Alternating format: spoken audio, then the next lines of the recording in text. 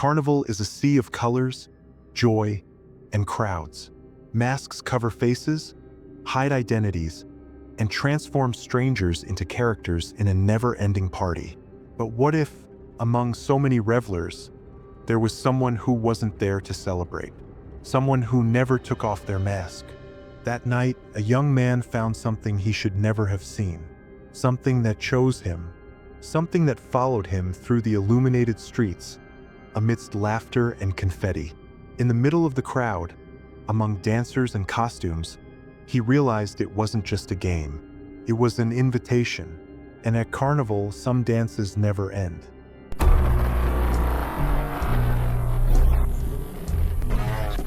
Carnival is synonymous with chaos, a sea of people intoxicated by music and the euphoria of the party. For Marcos, the night promised to be one of the best of his life.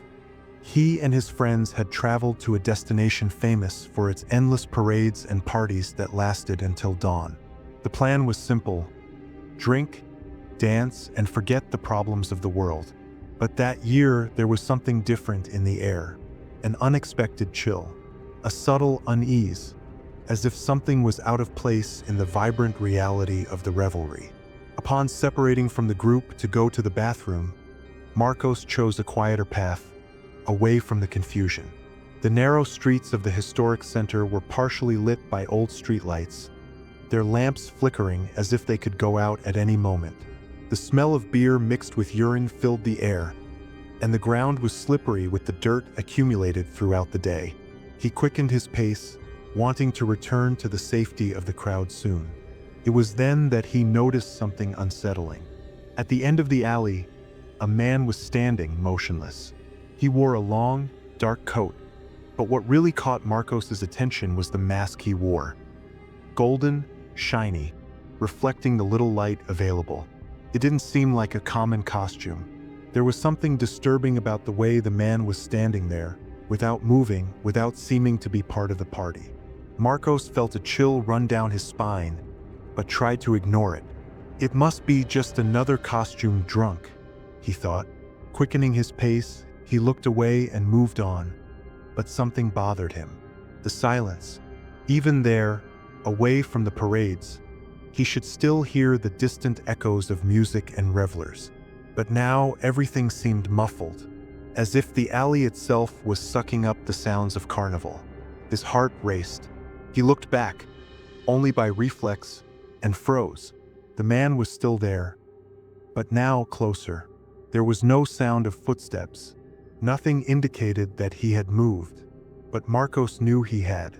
The man with the golden mask was approaching without him noticing. Marcos's breathing became heavy. His mind told him to run, but his legs seemed stuck to the ground. It was then that he saw. The mask tilted slightly to the side, as if it were smiling, even without having a mouth. The first drumbeat of a parade in the distance broke the trance. Marcos spun on his heels and ran back to the crowd, without looking back. His heart was pounding uncontrollably, but upon reaching his friends, he forced a smile and pretended that nothing had happened. Carnival continued. The music was loud. The party was still alive. But he knew that night wouldn't end there.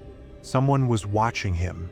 Marcos tried to ignore the persistent shiver on the back of his neck. He was back at the Bloco party, surrounded by thousands of revelers jumping, laughing, and drinking without a care in the world. The heat of the bodies, the deafening music, and the smell of sweat and beer enveloped him, making the feeling of dread even more irrational. But something inside him couldn't forget that eyeless gaze, that slight tilt of the golden mask. He shook his head and decided to tell his friends what he saw. "Probably just someone messing with you," Raphael said, laughing. "It's Carnival, man. Relax." Luisa, however, noticed that Marcos wasn't doing well. "If you want to leave, we'll go with you," she suggested, but he refused. He didn't want to seem paranoid. He didn't want to believe that something was wrong tonight. But then, as he grabbed a beer from a street vendor's cooler, he felt something strange. That same sensation as before, like he was being watched. His whole body broke out in goosebumps before he even realized it.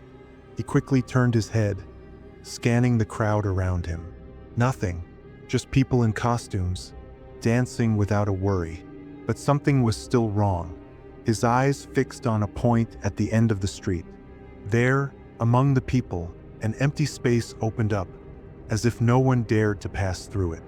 And in the center of that void, motionless as before, it was there. The golden mask gleamed under the colorful lights of the sound truck. Even standing still, its presence was suffocating, an error within the festive scene. Marcos's instinct screamed, but he refused to run. He blinked hard and looked again. Empty. The open space in the crowd was still there, but now it was no longer there. Marcos felt a knot in his stomach.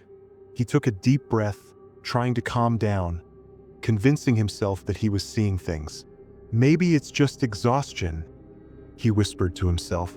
He turned, ready to call his friends, but before he could open his mouth, something cold touched the back of his neck. It was just a second, a light touch, as if someone had run an icy finger across his skin, but enough to make his whole body freeze. He turned around immediately, his heart pounding against his chest. Nothing. He moved away abruptly, stumbling into a group of revelers. Raphael laughed, pulling Marcos by the arm. "You need to drink more, huh?" He tried to smile, but his mind was elsewhere. There was something there, something that was playing with him. And then, a sound cut through the noise of the bloco. A soft, drawn-out whisper, too quiet to be from the crowd. "I saw you." Marcos couldn't identify where it came from. His heart raced even faster. He turned to his friends, trying to stay calm. "Guys, I think I need to go back to the posada." Luisa looked at him with concern. "Are you feeling sick?" He wanted to tell them. He wanted to say that something was following him. But he knew he would sound crazy, so he just smiled weakly. "I just need some rest." But deep down, he knew the game had begun. Marcos said goodbye to his friends, assuring them he was okay, and started the walk back to the inn. With each step, he felt the noise of the block party fading, the music becoming a distant echo. The warmth of the crowd was replaced by the cold wind that cut through the deserted streets. The streetlights flickered, and the side alleys seemed darker than before. He tried to convince himself that he was safe, that it was all just paranoia. But the truth was different, because at every corner he turned, he felt something there. A presence, invisible but suffocating. He wouldn't look back. He wouldn't give this fear the power to grow inside him. But then, a sound ripped through the silence. Footsteps. They came slowly, measured, echoing against the narrow walls. The stone floor amplified the noise, making it impossible to tell the real distance of whoever it was. Marcos stopped. The footsteps also stopped. His heart hammered in his chest. His instinct screamed to run. But he needed to be sure. With hesitant movements, he turned around. The street was empty. The cold intensified. Icy sweat trickled down his temple.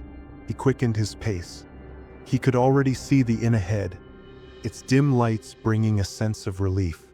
But when he reached the door, his hand was shaking so much that it took him a while to put the key in the lock. When he finally got inside, he let out a long sigh. He closed the door behind him, turning the lock forcefully. He leaned back against the wood, trying to catch his breath.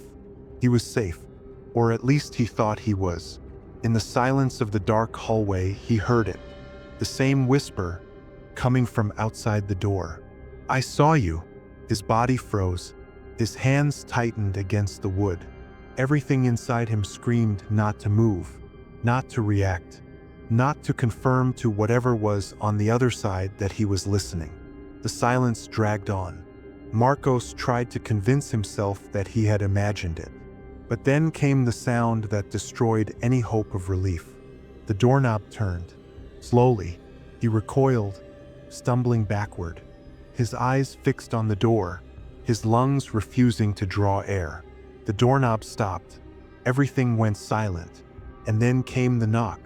1, 2, 3 soft taps. Marcos didn't wait to see what would happen. He ran to the room and locked himself inside, pressing his back against the door, trying to ignore the fact that his hands were shaking uncontrollably.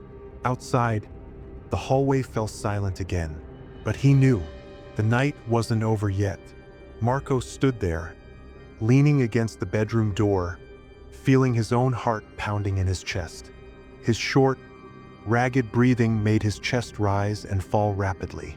The silence outside was worse than any sound. It was as if the world was waiting for him to relax and then attack. The dim light of the lamp flickered, projecting distorted shadows against the walls. He closed his eyes, trying to control the rising wave of fear. Maybe it was the wind, he tried to convince himself, but deep down he knew the truth. It wasn't the wind. His eyes wandered around the room, looking for anything that could serve as a weapon, but all he found was his cell phone tossed on the bed. He picked it up with trembling hands and checked the connection. No signal, of course, as if something wanted him to be isolated.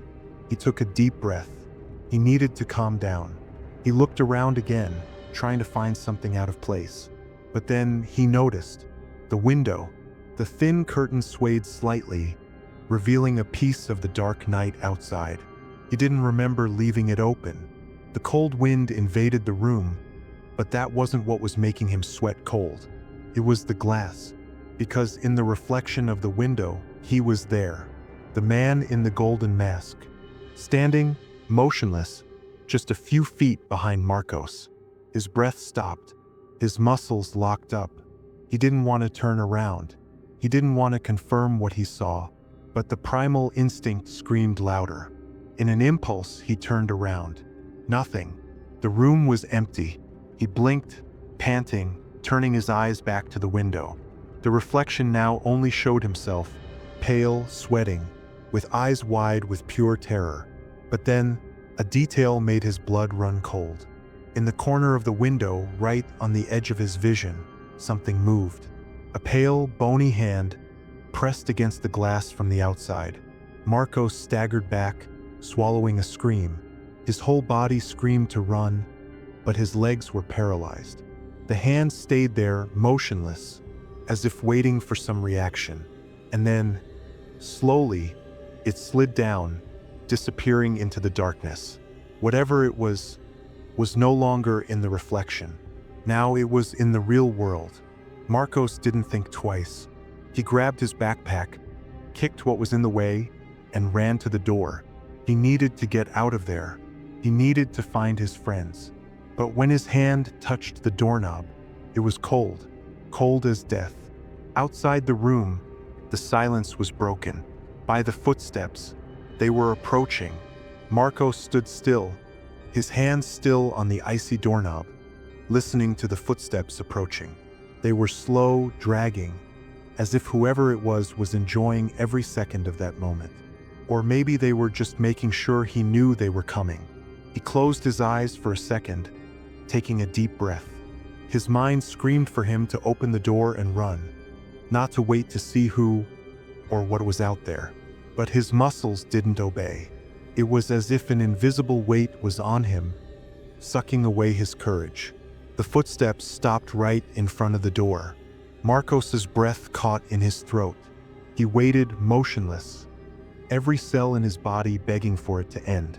Maybe it had gone away. Maybe it was just his imagination. Then the lights flickered.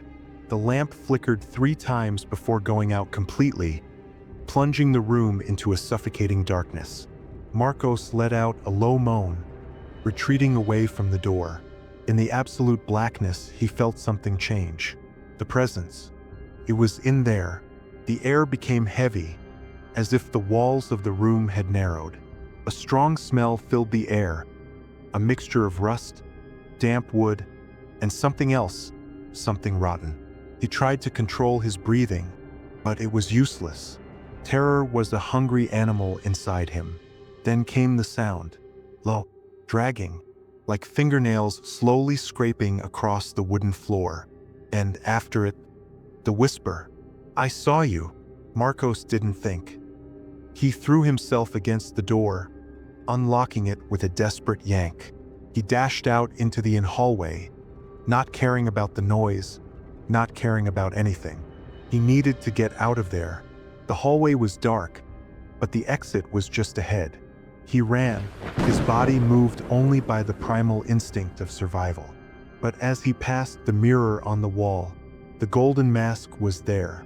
Not his reflection. The mask, standing where his face should be, looking at him.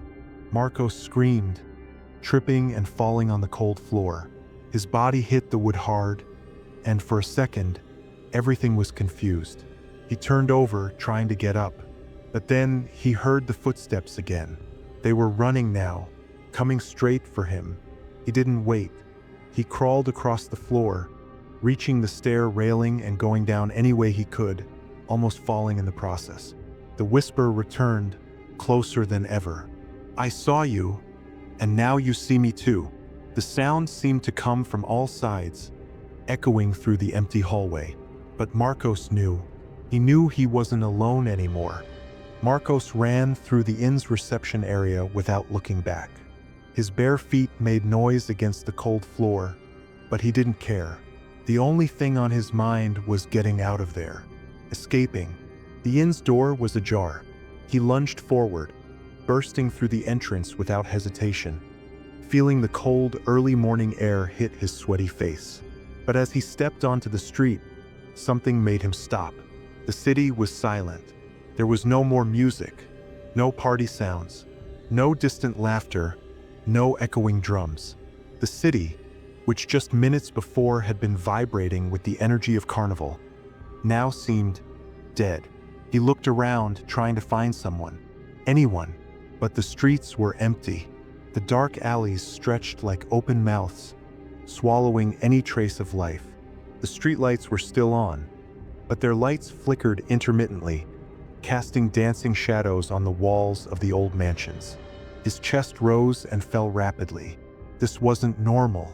He grabbed his cell phone with trembling hands and tried to call Luisa. No signal. He tried Raphael. Nothing. A cold sweat trickled down his neck. He was alone, completely alone, or at least that's what he thought. In the middle of the street, a few yards ahead, something moved. Marcos froze. His body reacted even before his mind processed what he was seeing. A tall, slender figure emerged from the shadows between two mansions, moving slowly, as if they had all the time in the world. The golden mask gleamed in the dim light. Marcos took a step back, his chest tight with pure terror. This wasn't human. It wasn't just a person in costume. It was something beyond that. And then the silence was broken. From inside the alleys, from the half-open doors of the houses, from the shadows scattered on the street, others began to emerge. Subtle movements, silhouettes that were once just shadows taking shape. Golden masks, many of them. They surrounded him. Slowly they advanced, without haste, as if they knew he had nowhere to go. Marcos tried to run. His feet wouldn't move. That's when the whisper echoed once more. "Now you also belong to the dance." The air became heavy, as if the city itself was trapping him there. Each golden mask that emerged from the shadows seemed to pulse, reflecting the faint light of the flickering streetlights. They were getting closer and closer. Marcos tried to scream, but his voice was stuck in his throat. He couldn't run. His legs were anchored to the ground, as if invisible hands were holding him. Everything around him seemed distorted, as if reality was falling apart. The masked figures continued to advance. Their clothes were old, like costumes from a ball from the last century. Some wore elegant attire, others wore street clothes, but they all had the same metallic and impassive face. And then came the music, faint at first, like a distant melody, but gradually growing. An old, out-of-tune, distorted carnival rhythm. Something that should be cheerful, but that carried a wrong, disturbing tone. The masks began to spin around him, slowly, in a coordinated rhythm, as if they were dancing. A closed circle tightening around him, That's when Marcos realized. They were rehearsing his place in the dance. The music increased, but there were no instruments. There were no singers, just whispers, echoing in the night like a chorus of dissonant voices. "I saw you. I saw you. I saw you." Marcos's heart raced. He tried to move, but felt something touching his face. His hands rose instinctively and touched a cold object. Metal. The blood drained from his face. He knew what it was. A golden mask. It was on his face, and no matter how hard he tried to tear it off, it wouldn't come off. His wide eyes saw the reflection in the glass of a shop window next to him. His face was no longer there, only the mask, and on the other side of the reflection, a silhouette leaned in. The first masked man, now looking directly at him, and for the first time the mouth of the mask moved. "Now you dance with us, forever." Marcos tried to scream, but no sound came out. His own reflection stared back at him with that metallic and impassive expression. The golden mask was no longer an accessory on his face. It was his face.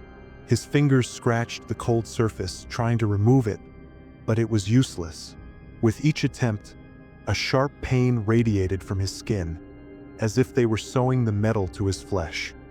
He no longer felt the air hitting his face, just a suffocating silence inside that golden shell. Around him, the dance continued. The masked figures spun, their movements becoming more and more rapid, as if they were in a ritualistic frenzy. The music echoed from all sides, each note out of tune, each beat wrong, each chord loaded with something inhuman. His feet began to move on their own. He tried to resist, but his body no longer belonged to him. He was dancing. Each step was heavier than the last. It was as if he was sinking into an invisible swamp, being pulled into that deformed world. The city around him distorted. The lights flickered like flames about to go out. The streets curved as if they were closing in on him. And then, everything stopped. The masked figures froze in place, their heads turning slowly towards him. The silence was absolute, the absence of music making everything even worse. In the middle of them, he appeared again, the first masked man, the one who had followed him from the beginning. He approached with slow, meticulous steps, and when he was inches from Marcos, he tilted his head, as he had done the first time in the alley. And then he spoke. His voice didn't have a single tone, but several, as if many mouths were speaking at the same time, coming from a place that shouldn't exist. "Now you are part of the carnival." Marcos tried to scream, but the mask didn't allow it. And then, everything went dark. Time no longer made sense. Marcos opened his eyes, but there was no more night or day, just a dense fog swirling around him, hiding everything beyond a few yards of vision. He tried to move, but his feet sank slightly into the ground, as if he were stepping on something soft, inconsistent. The sound of the music was still there, distant, but still pulsing, as if it echoed from somewhere far away. The mask was still on his face. He knew it without having to touch it. He felt the metal glued to his skin, fused to him as if it had always been there. But the worst part was that he no longer felt dread. He knew where he was. There was no more city, there were no more his friends, there was no more the life he knew. Now he was part of the dance. Movements around him made him realize that he was not alone. The other masked figures were there, some motionless, others spinning gently, as if dancing to the sound of music that only they could hear. And then the whisper returned. Carnival never ends. The masked figures began to move, opening a path between them. And there, in the center, the first man in the golden mask waited. He held out his hand to Marcos, inviting him to join the dance. And without a choice, he accepted. His feet slid across the floor, following the others, spinning, swirling, being swallowed into what seemed to be an eternal carnival. And somewhere else, in the real world, the carnival block party continued. People laughed, danced, and had fun. unaware that someone among them had vanished without a trace. Only one detail remained at the place where Marcos was last seen: a golden mask discarded on the sidewalk. Time passed. Days turned into weeks, weeks into months, and soon Carnival returned to the city. The streets were once again filled with revelers. Music echoed through the alleys and lanes, and joy seemed to infect everyone. No one remembered Marcos. His name disappeared from conversations.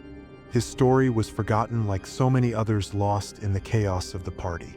Only the few who were with him that night felt an inexplicable unease, as if something was wrong, but without knowing exactly what. On the second night of Carnival, as a group of friends walked between one block party and another, someone stopped in the middle of the road. "Look at that," one of them said, pointing to a poorly lit corner. There, standing still and motionless, was a man. He wore a long, dark coat, his face hidden behind a golden mask. For a moment, no one moved. The air around them felt colder, denser. The sound of Carnival seemed muffled, as if it had been sucked out of the environment. Then, slowly, the masked head tilted to the side, and, at some point in the middle of the crowd, a new name was whispered. A new guest for the ball had been chosen. Carnival went on. The music continued, the streets filled with revelers once more, and the city resumed its celebration. No one wondered about the young man who disappeared. His name was forgotten, swallowed by the sound of the drums and the glitter of the flashing lights. But on a forgotten corner, where the shadows stretch longer than they should, a golden mask was left behind. They say that on Carnival nights, if you walk alone through the empty streets and feel like you're being watched, don't look back. Because among the masked revelers, there might be someone who no longer belongs to this world. And if, by chance, you hear a soft whisper amidst the noise of the party, run. Because now, the next guest might be you. If you enjoyed this story and want to hear more disturbing tales like this, subscribe to the channel, turn on notifications, and leave a like. Here, terror never rests, and some stories might be closer to reality than you imagine. See you next time.